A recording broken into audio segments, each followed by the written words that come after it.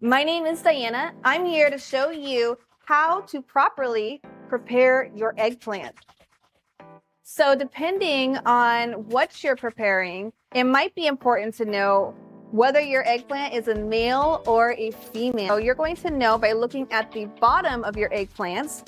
The males are going to have a dot on the bottom of them, while the females, they have a slot right here. If you're going to roast the whole eggplants and you're going to pull the insides out, you're not going to want to use a female because you're just going to end up with a bunch of seeds in your bowl. Not going to make a good dip. Use a male eggplant and you're going to get very little seeds in your male eggplant, and it's going to make a smoother, creamier dip. Another thing to note is the size of the eggplant. A bigger eggplant is going to be more bitter than a smaller eggplant. In general, if you're harvesting your own eggplants, you're not going to have the issue of the bitterness because everything tastes better when it's freshly harvested.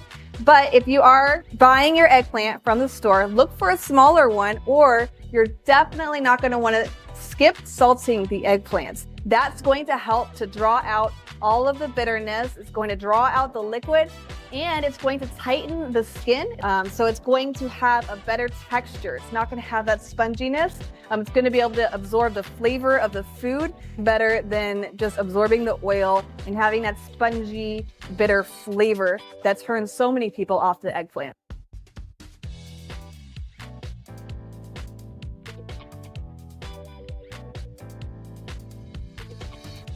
To need a cookie sheets and a drying rack. That way you have the airflow beneath the eggplants and above the eggplants. You want to liberally salt your eggplants. And with that, it's going to draw out the bitterness from the eggplants.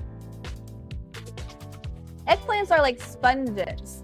And if you don't tighten the skin, it's going to soak up all of the oil of your cooking pan or whatever you're cooking it in.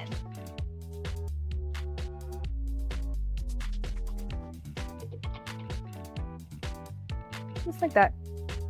All right, and then just let it sit for an hour. The good news is you don't have to worry if you let it sit too long. It's not going to change the flavor or the texture of the eggplant. It's just going to pull out more of that liquid.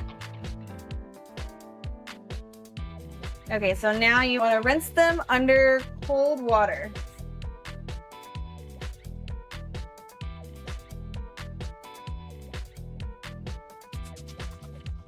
And then gently pat them dry.